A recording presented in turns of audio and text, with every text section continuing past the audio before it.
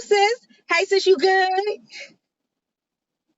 Yes, I'm good. How I see you looking cute. Where you been?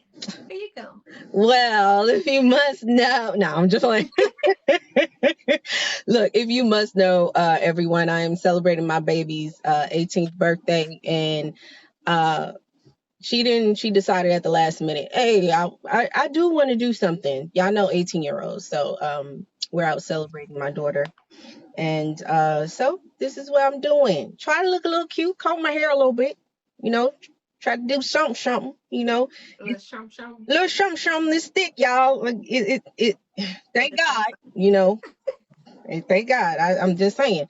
But yeah, so we out and I told him I just need 60 minutes. Just give me 60 minutes. Let me show some consistency. Yes, Taking a the page optimal from my word. sis.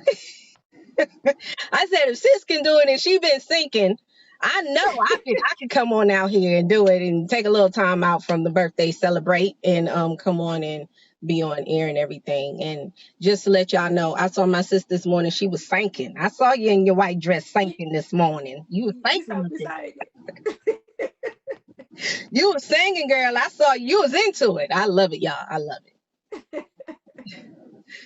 So, all right, y'all. Let me go ahead and pray.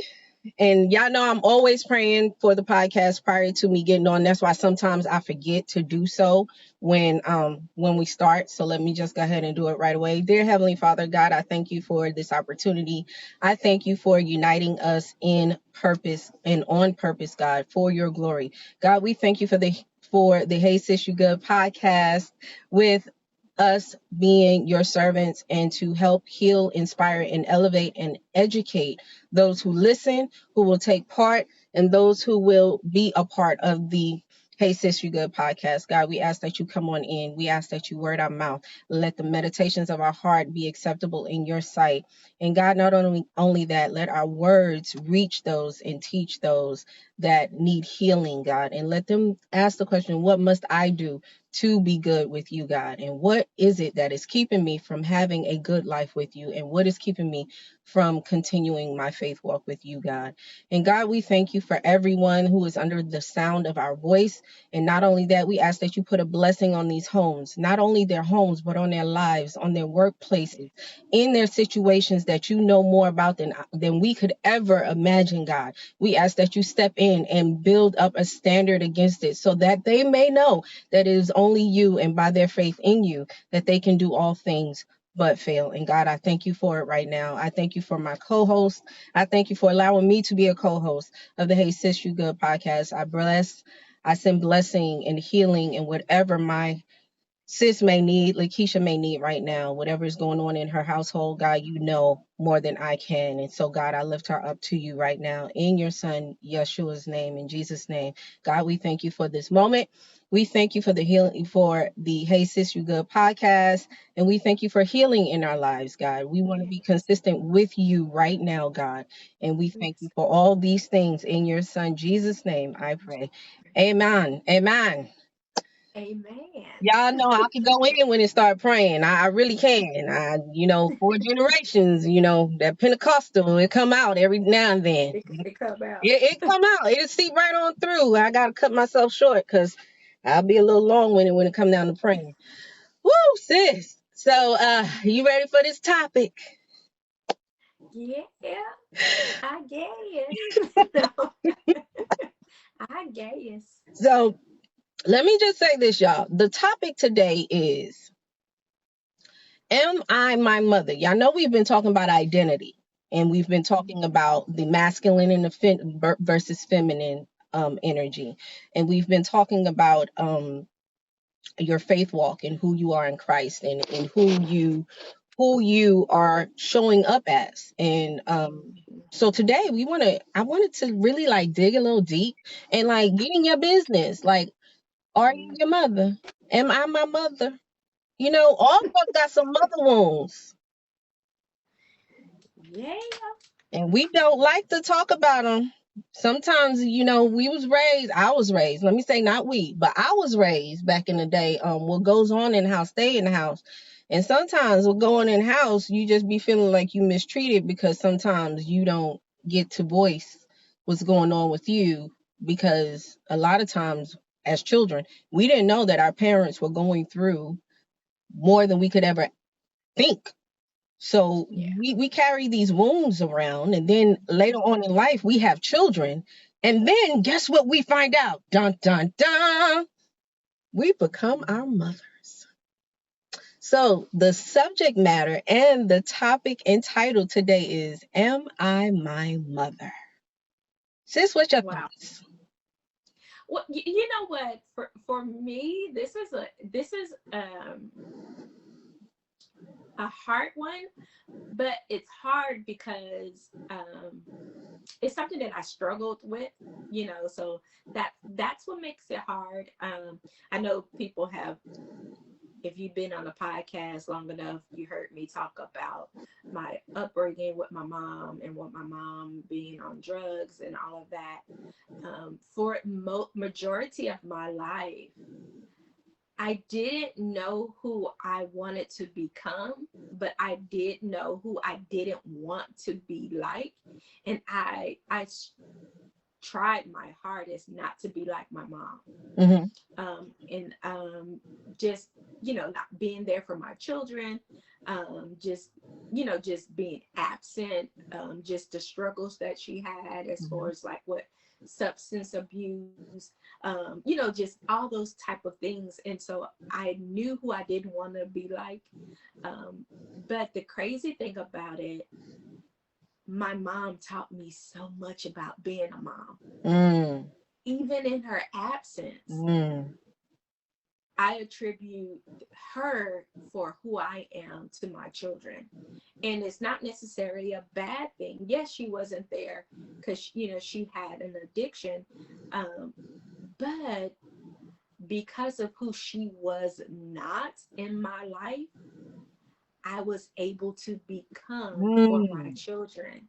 I like that. And but the crazy thing about it, the more as I get older, I'm like, dang, that I'm showing up as Gina right now. This Gina, you know, my mom. I'm like, I'm showing up as Gina because I wish, like, my mom is, she is so resilient. Like, Mm. man, she is so resilient. And just so much that the enemy has tried to do to break her and has thrown her way. I won't tell her full testimony Mhm. because that's for her to tell her story. Oh, most definitely. But it's just, man, and some things I wish I could be like her. Mm. I wish, even though, you know, she might not see it, but I wish I could. And what I mean by that, this woman is a worshiper. Mm. She is such a worshiper. And the crazy thing about it, when I got saved, when I gave my life to Christ, in my early 20s, I was probably like 21, 22. Um, and my mom, she followed suit. Wow. She wasn't on it. She wasn't on any drugs anymore, but she wasn't a church person. You Mhm. know, she was living an alternative lifestyle. She was, you know, she would just wasn't in church. Mhm. And I remember her. She came to church. She gave her life to Christ, and so she was coming. And I don't. And the crazy thing about it, by that time I was 22. My mom got clean when I was 18. So that was a long span of us not being Mm. together, you know, just kind of in and out or whatever. But when she did give her life to Christ, this woman will worship God with everything in her. Wow.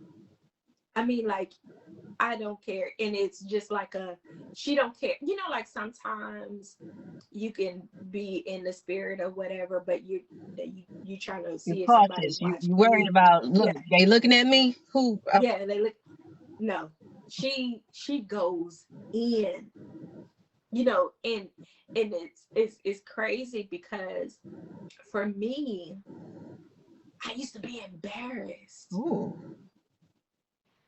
Um, And the crazy thing, I think that's the first time ever me admitting that I would be embarrassed, because for so much of my life, I used to protect my mom, for people talking about her, and so she wasn't worried about what people were saying. And I was the one that brought her to church, Mm-hmm. but she was teaching me to worship God in spite of everything going around you. But I was so worried, like what they saying about her, what they better not say nothing about my mama. Right. So I'm like, you know, but I wish I could be like her. In those instances, I wish I was more like her. Just I surrender God, because her testimony is so, man, if you can hear it, and just for her to be like, you think I'm gonna worry about what these people got to say about me? And when I know where God brought me from, and so yeah, I'm you know with what? you too. I'm with you too. I got okay, y'all. Y'all go get the whole story now. I gave my life to Christ when I was 14. And so my mom, like I said, I'm four generations church girl all my life, until I decided, that's not who I want to show up as permanently. So I ventured out. But my mom was raised in church. My grandmother was an evangelist. My maternal grandmother was an evangelist, and my paternal grandmother is a pastor. So it was already meant I was gonna be in church anyway, y'all. But my mom was on the Sunday school. She was a Sunday school secretary. So when my mom got pregnant with me at 18, well 17, they took her off. They resigned her of her duties, and they really shunned my mom. My mom kind of stayed away from church after that. I mean, she was Mm. ridiculed and stared at because she had a baby out of wedlock. And that is a big thing in church. You don't have no baby out of wedlock. But my mom eventually got into a relationship with my stepdad, who was abusive. And so my mom was kind of like away from church. But during that time, she wasn't the only person being abused. I was too. She was physically and mentally and verbally taking on the abuse to try to buffer for me, who was getting verbally and mentally abused. So my situation was kind of different. She was sending me to church, but she was staying there. That was her way of a safety net for Protecting me. you. Yeah, So protecting she me. was protecting you. Yes, because I was already singing. I was traveling with my grandmother, who was in a singing group, a gospel group, and I would sing too. I would open for them sometimes, or sometimes I would just be on program by myself. So my mother was already making sure that I was in church, and so was my grandmother, because eventually my grandmother had to raise me. So for me as a child, I didn't think my mother liked me. Mm. I thought she was pushing me away because my brother could stay, but I had to go. And I wanted to leave at some point. I was like, I don't want to live here no more. I want to live with my grandmother. And when it happened without me even stating it out loud, I was fine with it. And I would see my brother on the weekends. And so I would just be like, wow, my mother doesn't want me. She doesn't love me. She doesn't care about me. I had those wounds of not understanding the child's brain of, you're pushing me away, but you're keeping my brother. Not understanding that my brother was my stepdad's son, and he ain't going nowhere without his daddy. Like, that ain't happening. So my thing was, when my mom, when we moved to Texas, y'all, this is when I gave my life to Christ. I was 14 years old, and my mom started going to church more so in Texas than anything. And that's old school church, y'all. Pentecostal skirts down to the yin yang. So, long hair, gotta care. You can't have no nails. You can't have no makeup. You can't have no aesthetics. It's just you and the Lord. You and the Modesty. Lord. You and the Lord with the T at the end, Lord. So, Natural. all natural. Now you can get your hair relaxed. Now you got to make sure your hair look good. You got to have that little French bun, Or the finger waves. the finger wave. You can have the finger waves with the little French bun in the back, with your hat look tilted. I'm just saying, y'all. But anyway, um, my mother got saved after I did. My mother gave her life to Christ after I did. And I was kind of, it was funny to me because it was like, why you following me? You didn't care about me. Like, how you gonna make it seem like you know God now? Like I was there first. Like he called me first. Like it's just a child. I was a child, but my thing a lot of times I resented my mom because I was like, I don't want to be here in Texas. Like I asked to come here, but then it was like, this not where I want to be. Can I go back to Brooklyn? And it was like she was trying to keep me here in Texas, and I was like, this is not for me.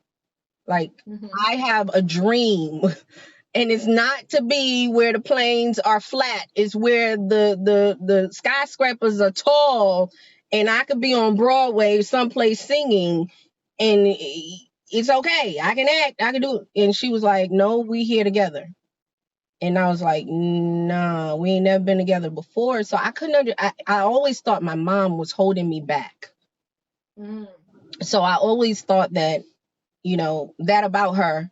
And I always knew that my mom was non-confrontational, and it's amazing. She was with someone, and I want to put this disclaimer out. Even though I speak of my stepdad and his activities back then, he also was struggling with an addiction that we didn't know anything about. And my mom was non-confrontational. She didn't understand what was going on. One minute you Dr. Jekyll, the next minute you Mr. Hyde, and I have to protect my children the best way I know how. So Mm-hmm. I want to put that disclaimer out because I hold no animosity towards anyone right now because I've healed from that. And it's important that you do so. So what I'm saying now is when I look at myself as a parent, and my mother taught me, I can say one thing. If I call my mother anything now, she's the comeback kid. Because when she gave her life to Christ, my mother found a way to get back on the Sunday school board. My mother went from the secretary to the assistant, and my mother is now the assistant superintendent. What is it? The assistant superintendent, whatever it is that her position is. She's in charge when the person that isn't in charge there for Sunday school. So my mom came back full circle and back where she started out at. And I appreciate that about my mom. And I really can say my mom is very resilient as well. And I believe, and I don't want to say that's the reason why she went through what she went through, because sometimes God put us through tests to show us how strong we really are. Because sometimes we think we can't handle things, and then God has to show us, no, I'm going to show you that I'm with you in all things. And I can see that in my mother's life, in her own testimony, even if she has never spoken about it herself. But I realized there were times that I was very, very, with my own children, I became very, very verbally abusive with my children, and very stern, and trying to hold them to protect them, but also at the same time, kind of damaging them because I didn't want the world to hurt them. So it was like, I'm making you tough. And that's what kind of started happening with my mom. She would tell me, you don't need to do that because all they're going to do is hurt you. That was her phrase for everything. You don't need to go there. All they're going to do is hurt you. Everything was, all they're going to do is hurt you. All they're going to do is hurt you. You don't need to be friends with them. All they're going to do is hurt you. Like it was a constant song. And I was like, you're hurting me. Like I want to leave. But and then I realized that was her way of protecting me from getting hurt, because all she remembered in her 20s was being hurt, being hurt. And it was constantly replaying in her mind. And she was probably already dealing with her own personal guilt of what her daughter and son had to go through. And so I can actually say that I did become my mother to a certain extent before I healed, before before I allow God to heal me. And it's a lot of times we don't even want to admit that we need to heal from these mommy wounds. And brothers, if you watching, you got daddy wounds, you got mommy and daddy wounds, especially if you was raised by a single mother. You have both. A lot of us have both. So Yeah. sometimes you may be more influenced by your parent, by your mom, because she was the one that raised you. And you may have the mommy wound, and you may start thinking more so like your mother. You go to your mother for everything, you ask her these questions. And I had to stop that, because I was like, I don't believe in what you believe. I would bring stuff to you and I would be like, that's really, that's not what God's saying to me. What you mean? What you talk about, Willis? That don't sound right. That don't sound like you walking by faith. But I have to understand that we had different walks. Yeah. And when I was able to allow my mother to voice her opinion and know that it's her opinion, and I'm grown now, I don't have to accept it. It's not advice, because if I just say, yeah, I was going through such and such and such, and she just gives an opinion, I know the difference now. So at one point, I did become my mother, and I started saying to my children, "Don't you let nobody mistreat you." And da da da da da. What she do to you?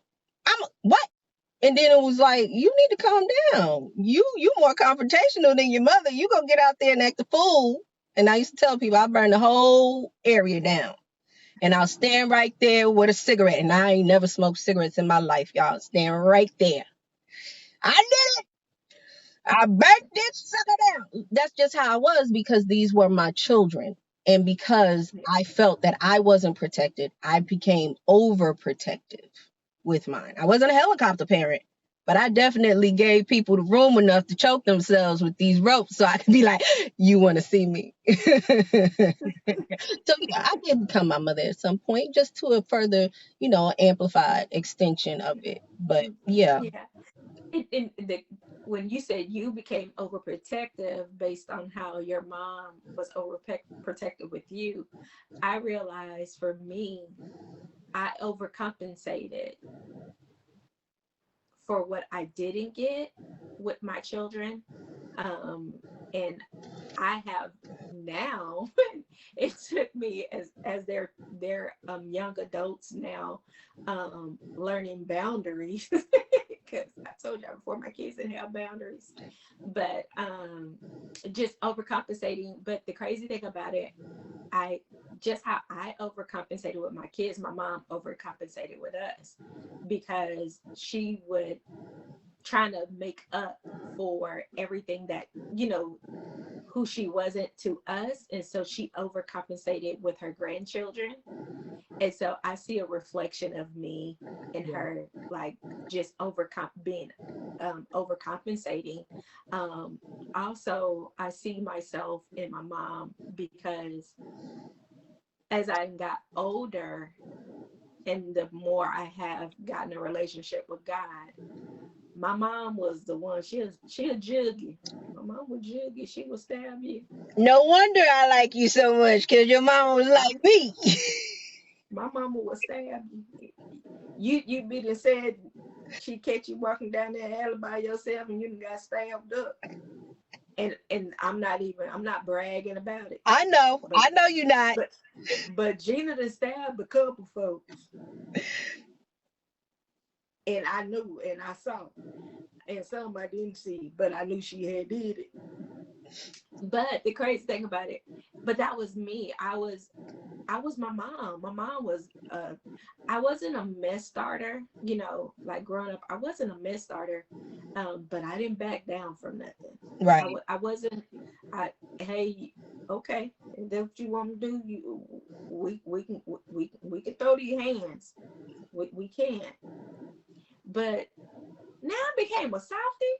Why just be just I'm just a I think it's softie the now. grandma. I think it's the grandma. I think it's when you I, become a grandmother. I really no, do but believe that. even as I had my kids, I was just soft. But now I'm not saying soft like somebody can. I wouldn't. I handled things a little bit Right. differently. As before pre-kids, oh, we can throw these hands. Mm. I don't care. We can throw these hands. I was a little different. I was a little different. As soon as the children came, ooh, the Hulk came out. And it wasn't the She Hulk, it was Hulk. And you don't, no, I don't care No, who you are. You could be the daddy. What? I was in, I No. see that's another thing too. We see stuff as children, and so like you said, we overcompensate when we become adults and we become parents. And I don't think I softened up until maybe about after my husband and my dad passed away. I mean, before that, I didn't care. I would listen to what you had to say, and this is what I always tell people: I will never start anything. I will never start it, but believe me, I am the period at the end of the sentence. Just on the period. I I'm like the that. period. And sometimes, now there's always a period underneath an exclamation point, underneath a question, even a semicolon. There is a period there. It doesn't even matter. I'm the period. You gonna find out. You gonna find out. But and that's completely different than my mother. My mother is the type. Let's just. So what happened? Okay. And what did you do?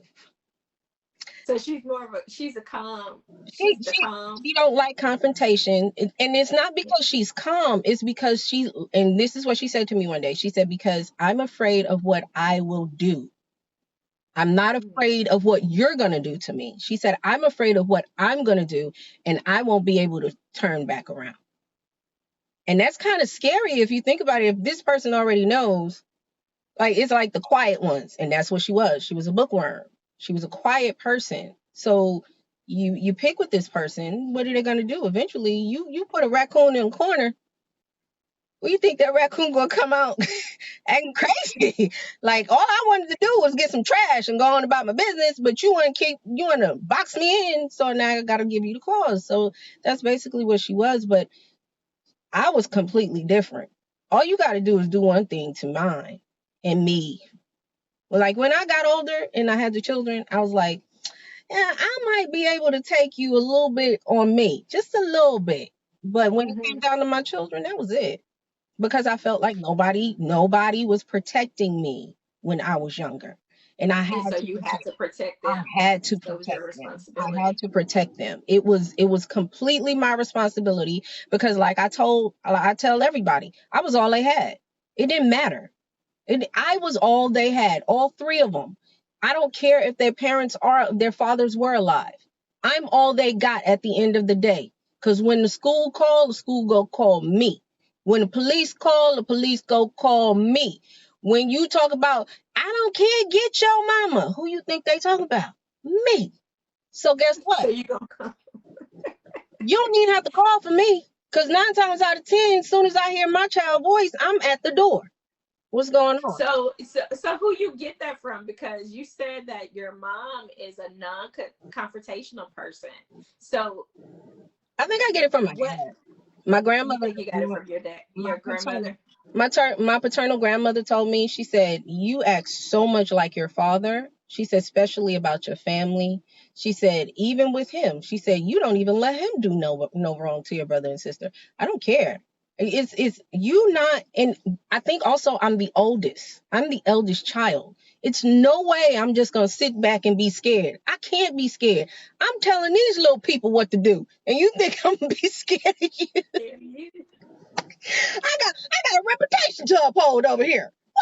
No, I'm just saying. But I was like, I have always been like that. Even with my children, said, we don't want to tell you stuff because you gonna go up to the school, you gonna cause more problems. And I said, I'm not gonna cause more problems. I am your advocate. I will Mm. sit and listen. Now, I did get that from my mom. I will listen to the whole story. I tell the children, tell me what happened the day it happened. Everything that happened. Don't leave nothing out, even if you're in the wrong. You tell me everything that happened. And that's one thing I will always do. Always tell everything that happened, because I don't want to look like a victim. I know if I'm a villain in a story, I played the villain a lot. But here's the thing: I'm gonna let you know what I did, what they did, what the suspectors, the people watching did, what people was saying, because I'm gonna hear everything. Because I'm not just go no. I'm just honest about who it is that I was back then. And Yeah. now I'm able to use emotional intelligence. And see, our parents didn't know nothing about that. They didn't know anything about emotional intelligence. And it's funny because I was listening to something on YouTube and it was a Jay-Z thing. I'm not really big on Jay-Z anyway, even though I'm from New York. But he was giving there was a motivational clip about him, and he said, I knew how to survive in New York. You learn survival skills Mm-hmm. because learning how to survive is a matter of life and death. And that's what it was Mm-hmm. in New York. It was a matter of life and death. You weren't taught emotional intelligence because there was no such thing. You either live to fight another day, or you were in jail, or you were passed away. You transitioned. It was one or the other. And there, my mother didn't learn emotional intelligence. She didn't, and she wasn't the type that was gonna. You say something to my mother. My mother said they not talking to me. You'll be like, they look you dead in your face. They talking to you. Mm. But there was this one time when my mom really did go off on somebody, and I was She got ready. I was ready. I was in the window looking down, apartment overhead. I'm looking. I'm like, get her, mommy, get her. And my mother said, if you touch my child, she said, if you touch my child, she said, I'm gonna tell you right now. She said, ain't nobody gonna be able to take me off of you. That was the so your first. mom had a quiet like a quiet strength, you Yes. know. And but you know what, because it doesn't require you to be all hoorah all the time. You get what I'm saying? And that's where I think for me it transitioned. When I said growing up I was more a little, I don't care, I'll fight. But as I got older and I had kids, it was more or less, I had more I'm like, okay, you ain't gonna handle me, but I don't have to be rah rah with you Right. either, so it was more of a, I can, hey, what you're saying or what your opinion is really don't matter, but if you hurt my kids, that's something different. True. But other than that, I just think with our parents, like you said, they didn't have the emotional intelligence, and that's where it could differ. And for me, with my mom, and not being present, she would come, because like I remember she would come, she in between binges or whatever, what have you. I remember my mom told me something. I think I was probably like third or fourth grade, and she was talking about, we were talking about school. And the crazy thing about it, first, we were having a conversation. And I think around this time, I was mad because she was coming back and forth. Like I wouldn't see her, we wouldn't see her, we see her. And I remember us having like a really heart to heart. I thought I was think probably like third or fourth grade. And I told her, I was like, you can't just be playing with us like I did. I did. I was like, you can't be playing with us like we some toys. You play with us 1 minute, then the next minute you put us down. I don't even know where that analogy came from, but I Wow. was like third or fourth Third grade. or fourth grade? Wow. I was third or fourth grade. But you have to realize it was a lot of my mom there. She wasn't there. I might wake up today. She's at home. I go to sleep and wake up, or if I come home from school, I don't know if I'm going to come home to her or not. You get what I'm saying? Wow. Like she would be around. I would see her, but sometimes she would be gone. Or then when we moved with my grandmother, it was just it could be months, or it'd be Wow. it was just a lot of time where I wouldn't see her. But I remember us having that conversation, and I'm grateful for her to allow me to have that conversation with her. Um, but I remember on one of our talks, because she was, when we was talking about it, and she was kind of telling me what she was dealing with. I already knew she had a drug problem because of the fact that I seen her shooting up a couple times, Mm. coming home from school, and her and her friends are in the house. I Right. would see them shooting up, so I knew what What was going on? Yeah. what her Hmm. struggle was. Hmm. But I still didn't equate that to, she's not there because she's dealing with an addiction. Right. As a kid, you don't look at, oh, this is the reason why. Only thing you look at is why you're not there. Right. You get what I'm saying? Like that's what you equate it to. But I remember us having a conversation, in the midst of that conversation, she would just kind of tell me how, like what she was struggling with. Cause I'm like I'm third, fourth grade. And she was telling me about, her, she didn't want to be on drugs, but I knew it was a struggle because she couldn't just up and quit. Give it up. Mm-hmm. But I remember her telling me, she was like, no matter what, don't quit school, don't give up on school, because I didn't get to do this. She was like, do this, learn as much as you can. She would just kind of push it, like school. And I remember tables turn. I'm 11th grade. My mom got pregnant in 11th grade with my brother. Mm-hmm. And so she dropped out of school. And I remember, here I am, my mom, I'm 11th grade, pregnant with my daughter. And only thing I would hear, and when I was 11th grade, my mom was still on drugs or whatever. Mm-hmm. I think she was probably in prison at that time. I don't know. But only thing I could hear, going back to that conversation, don't quit school. Don't quit school. Yeah. Get your education. Don't quit school. And I was like, okay, I'm not going to quit school. Yeah. I literally graduated. I did my 11th and 12th grade year in the same year.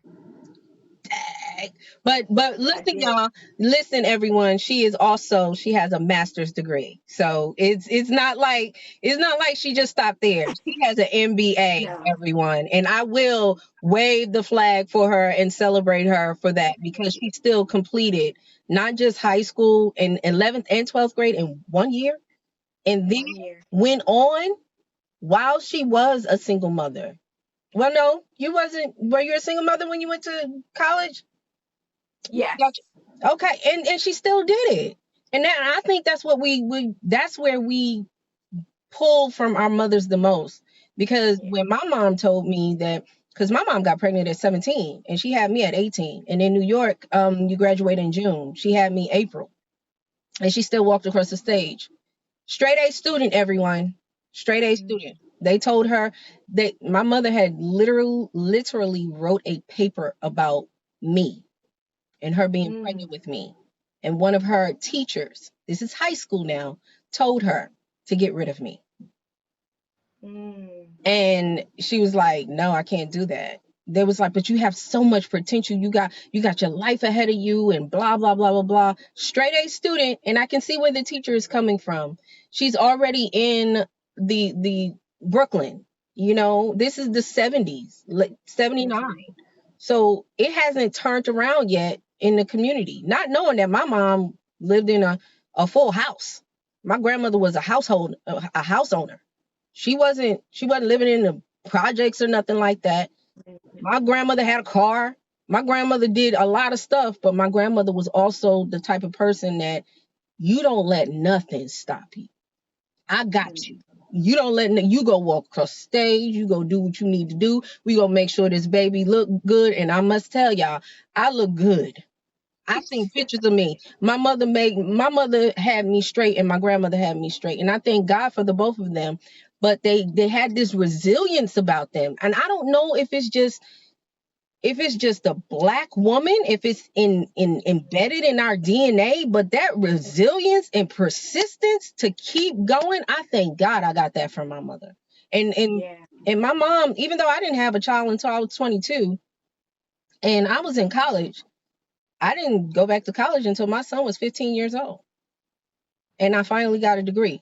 How many times did I go back to college? I went back to college like 4, 5, 6 times, maybe 6 times. It don't matter. And it doesn't matter. And I went back and I got my associate's degree in behavior science. And I was so proud of me because it was 15 years in. Because I stopped as soon as I got pregnant with my son. I was actually sick though, but I didn't let nothing stop me. And that's something that I knew I was like my mother then. I knew I was my mother. And my mother, I said, well, at least I wasn't in high school. And I don't know if I was trying to be condescending to my mom when I told her, or if I was just, waving the flag of I'm grown and I'm 22, but I'm not in your home with this. I'm out on my own. Like, I got a job. I got 3 jobs, in fact, which I had to let all of them go. because I was sick. And she was like, but you still having a baby and you a baby. And I'm like, nah, I'm grown. She was like, but I know it's not gonna stop you. She said, I Yeah. can't even stop you. You go do what you go do. And that's what my mother would always refer to me. She said, it doesn't matter what I say, it doesn't matter what I do. If I support you, if I don't support you, you're going to do it. It's just in you. And then I'm thinking to myself, but now I'm looking back, I'm like, I get that from you. Yeah. And the crazy thing about it, and for me, I thank you for giving my little accolades on my academic accomplishments. But I couldn't have done that, even though my mom wasn't there growing up. My mom's been with me every step of the way since then. From the time that I had my daughter's 27. My mom's been clean from drugs for 27 years. That's a blessing. She's been clean 27 years.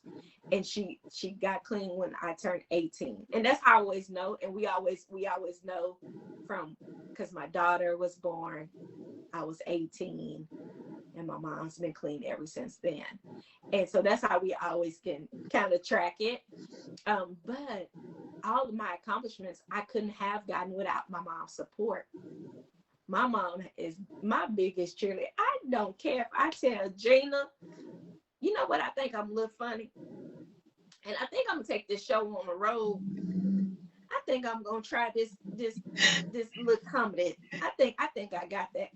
Guess who's gonna be on the front Front row? row. Laughing. She don't care if nobody else ain't laughing. Ha ha. I mean, like, she gonna be laughing home, I like that. because she has been my biggest supporter from every step of the way, from every failed relationship, every, I don't care, as an adult.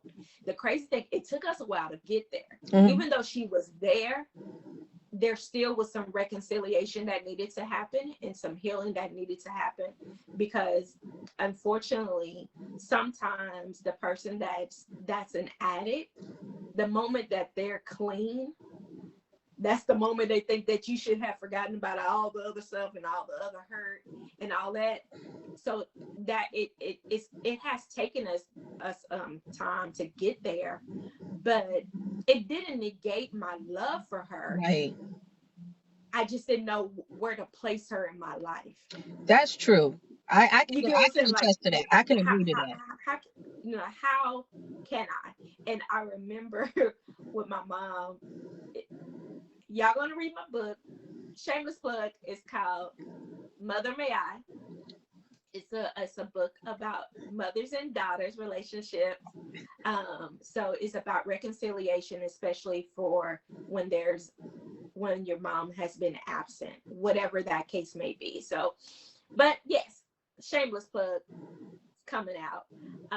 But I remember with her, she was since she was back in my life, now she wanted to parent. And so it's a little bit different trying to parent Yeah. someone that's an adult and that you hadn't been.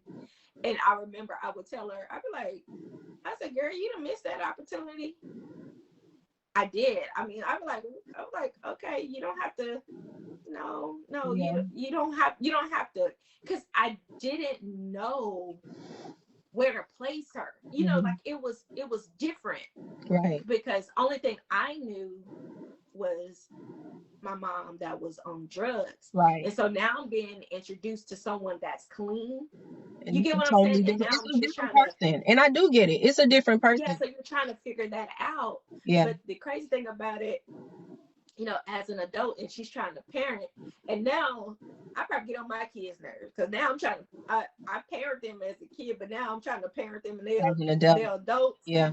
So that transition, and so I laugh because I know I would do, like, my mom, she would call, like, if I don't answer my call, she'll keep on calling, she'll keep on calling, she'll keep on calling, and I'm an adult, and I'm like, is it an emergency? When I do call it back, I'm like, is it an emergency? And she was like, nah, but you weren't answering your phone. And then I realized I had started doing that to my kids. They answer the phone. I'm like, why they answer the phone? Answer the phone. Answer when you say, "Am I my mother?" I'm like, "Oh, I Yeah. did do Gina. I was being a Gina." Like, Yeah. and so I had to check myself. Like, okay, now we got a location, so Right. now I know your location, so I know you are right. So I don't have to call you a Yeah. 100 times to make sure you're okay. But I don't know if it was more the worry, and so I was kind of worrying because my mom was a worry wart, and so I kind of got a little bit of that. I worry because I guess for me it was always like wondering when the shoe was gonna drop. Yeah. My Like, mom is and like then that. you think, Yeah. yeah, and then it was like I always think about things. It'd be the worst case scenario. It'd be you like, how How you you get get there that from from this this? stop? How you get all the way over there? We still right here I, at the stop sign. You all the way down the block, up the ramp, and you get you they didn't took an hour to get to my house. Oh, the police and stopped them. Was an accident or something? Like, what's taking them so long to get here?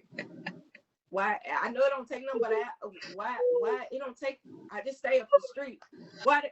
But they just stopped and did some other stuff. They didn't know they had to check in, but I'm timing them. And now I got them in an accident. I'm like, oh. So I think I got a little bit of that from my mom, but I think also because she wants to make sure that we're okay because she missed so much time in our life. Mm-hmm. And so I think she's just like, you okay? You okay? Yeah. You say it. You're Yeah. right. Because I used to tell my mom, I told her, I said, because she would call, and if I'm not like my chipper self, and it don't even be nothing, I can just probably answer the phone a different way. She's like, "What's wrong with you?" I'm like, "What's wrong with me?" You sound like, I'm like, I just answered the phone. I was in the middle of something, so I'm like, oh, like no, I'm good. But I think when we don't realize that we do pick up some of those attributes of Yeah. our parents, even not even if intentionally, or like you're like, oh, but you do pick up those things. That's why it's important that you are mindful of how you show up and what attributes of you want somebody to take. Right. You get what I'm Right. saying? Like, Yeah. who am I showing up as? Right. And is who I'm showing up as, is that who I want to be represented and replicated? Right. Do I want them to replicate this behavior? Right. Am I representing my best self? Am I representing the God who I claim that I serve? Right. So am I replicating, am I representing that? But also, am I a light? Am I being a reflection of him who had created me? That's a good one. I like that. I like that. I like that a lot. So you have to be mindful of that.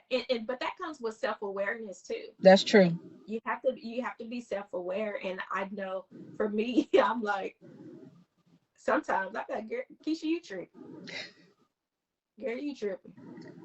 But you have to talk to yourself like that. You're like, girl, now where that come from? True. I did that. I recently did that. I recently had to check myself. Not so much that it was an attribute of my mother, but just checking myself about me. Yeah. Because I know what I've been, what I've given to God and what God has healed me from, and what I no longer associate myself with. And sometimes your thought pattern, like your mindset, it'll make you revert back to that type of thinking Yeah. and showing up as that person. And I don't Mm-hmm. argue with people anymore. I don't have time. That's too much energy. I'd rather make you laugh at something I'm saying or empower you than to do all of that. But I Mm-hmm. caught myself recently with a conversation with my just turned 18-year-old daughter. And I was like, hold up. Something inside me went like, you're arguing. And I was like, well, I said, do you want to stop this conversation and continue it at another time? I said, because we're not getting anywhere. And I'm not going to keep going back and forth with you. And I said, we can do this another time. I didn't even wait. I said, we can do this another time. And I hung up the phone because she had But just what was said today? Did you hear it today? My peace is worth it. yeah, So completely. But also, I realized too, now this is something from the sermon today that I had to agree with, that my children, my son has been telling me about myself for a very long time, and my daughter too, that once we get delivered and we are no longer that old person and we stop doing those old activities, that we tend to, it's wiped from our minds, because it's taught But it to ain't us to white from forget, theirs. but it ain't wiped from theirs. They remember every little thing that you did. And mine were always telling me, well, mommy, you did this. And I was like, when did I do it? Like, when did I do that? And they were like, mommy, you used to do it. And I was like, wow. But I do remember there was a time when I did the same thing to my mother. I used to tell her all the stuff she would allow to happen to me. And I would recall it like it's a ticker tape. And you did such and such and such and such and such and such and such and such and such and such and such. And then I realized, and I was like, oh, snaps. That's what happens. You give all of your burdens and your sins to God, and God wipes the slate clean, and therefore it's tossed in the sea of forgetfulness, and you just living, oh, I'm in the lap of luxury, I'm happy. But there are people in your life that you have really have, Wounded. yes, You have wounded and yes, scarred them. and they're still coping with this, and they're looking at, where do I place you now in my life? Mm-hmm. As a child, Mm-hmm. I had to place you as my mother. But You where now? yeah, but now, are you worthy of that title? Did you Mm-hmm. really treat, because Bishop Jakes brought that up today. He was like, y'all sitting there acting like y'all did nothing wrong. These people dealing with this stuff. I'm paraphrasing, everyone. You can go check that out Yeah. yourself. But I realized that, wow, I did the same thing. And then I used to tell my mother, you just got amnesia. And really, in my mind, I was saying, you got dumbnesia, like you don't remember what you did. You let him do that to me. And it was like, and now I'm realizing that even my children are reminding me of things that happened, that I was like, wow, all this stuff, where in my mind was I? And I don't even affiliate or associate myself with that individual anymore. So now when I show up, I'm showing up as me. Like, I don't lack faith. I have faith. There are some instances when I look at my mom, and it's nothing wrong with that. It's just everybody has their own walk. Let me continue to say that. Everybody has their own walk. I have a measure of faith that's different than my mom's, just like she does. She may have more faith in finance than I do. I'm just using a scenario. But I realized that, wow, there are some attributes that I may not get from my mother, but I may get it from another parent. So it's Mm-hmm. interchangeable, everyone. And we have to Yeah. be realistic about that. Like, you can't sit here and make it seem like, oh, I'm not like you. You do have attributes like your parents. You do. The Mm-hmm. way you raised your children, you can only raise children the way in which you were raised. And what you say to yourself, usually, I'm not going to do my children like I was done. And guess what you do? You overcompensate. You change certain things, but when you get really down to the nitty gritty of it and the foundational of your parenting skills, you usually learn them from your parents, or Yeah. who parented you, who was in that guardianship of you. Mm-hmm. And so I realized that. And now when I'm speaking to my children, I have two grown children now by the state of Texas. She 18. That is grown, y'all. Just letting y'all know. So if you live in New York and you watching this, in New York, 21, you grown. In Texas, 18, you grown. Just letting y'all know. I had a big dispute with a family member from Brooklyn that was like, that ain't ground. I'm like, we live in different states, y'all. Chill out. But I had to realize that now when I communicate with my children, I'm communicating with a grown man whom I've already raised. I can't talk to him like I'm raising him again. I literally have to listen. I don't call, and this, I might get a little like, oh, she don't call her children. I don't call my son like that. I don't. I wait for him to call me. I'll text him. My son is not a person that talks on the phone anyway. If I text him and he doesn't reply, I know he's gonna reply when he's ready or when he's awake. Mm-hmm. That's just my son. So Yeah. I've learned that. And then my 18-year-old, I have an 18-year-old now. Another one, she'll text me and say, I don't feel like speaking on the phone, so hi. I love it. I love it. This is her first time being out on her own, and I'm learning not to reparent her as an adult. And that is a big issue when you are an African American melanated parent. All that's going on in the world and what possibly could happen, your mind can really race and go so far left that I got to make sure they're okay. I don't know. I can't put my eyes on them. I got to put some ears on them. I got to put something on them. I can't touch them. But the truth about the matter is you are you have to parent the way they are now. I'm still live, baby. I'm still live. So we got 4 minutes. Tell her I said hi. She said hi. Hi. Hi. No, I'm not done. Thank you very much. That's the 10-year-old. So I'm learning that everything is with each level. You learn how to parent your children a little bit different, and you learn how to become. I'm learning how to become the ear and not the parent.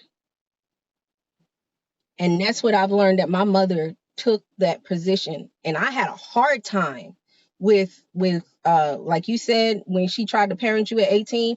When I was like 14, 15, that was the first time I had lived with my mother in a long time. Yeah. So when we moved to Texas, I was like 12, and my mom was like trying to, I was looking at her like, I was saying, like, deep down inside, I was like, you're not my mother. You're not my mother. My grandmother is my mother. Yeah. But it took time, and I think that's why she wanted us to be together, because she knew that there was this barrier up, but she kind of placed it there with making, saying, I need you to let her stay with you because of what I'm going through here. Yeah. And I But had to but learn that. but the good thing is your mom loved you enough to you might not see it like that. You didn't see it like that as a kid, Nah. but she sent you away to protect you Right. for someone that you knew that will love you just as much as she loved you, Right. and that will guide you in a direction where just in the right direction. So that's what she did. Yeah, and I appreciate that. I really do. So I wanted to suggest a book for everyone. Y'all know we like books over here. We're both authors and we like books. There is a book, Am I Turning Into My Mother? This is the book I mentioned to you. And it's by a resident, a Texas resident. Her name is Rashonda Tate Billingsley. I think that's how you pronounce her last name. You can find it on Amazon. It is a really good book, and it is a book about little stories she's gotten, like people wrote in on her website and talked to her about, and it shares like little anecdotes and little humorous stories about the woes of being a mother, as well as the community of being a mother and the changing that you find out about the transition. And we even talks about the positioning of where the parent is at this point in your life and where do they fit in. So I'm so grateful to Lakeisha adding that in, because a lot of times we don't know. I'm even in a transition right now, and Lakeisha said, I'm gonna ask you after she leave how you feel.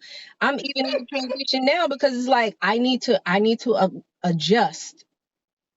I need to adjust to how to communicate with her now, because now she actually has the right to be like, look, I don't want to talk about that. And I'm like, but I have to realize I was the same way. But I was the same way even before I became 18. So we love y'all so very much. We thank Yes, we you. love you.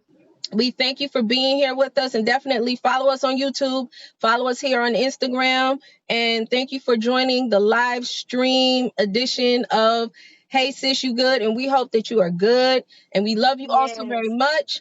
much. Blessings to everyone. Blessings, blessings, blessings. Y'all have a blessed Sunday. Smooches, everyone.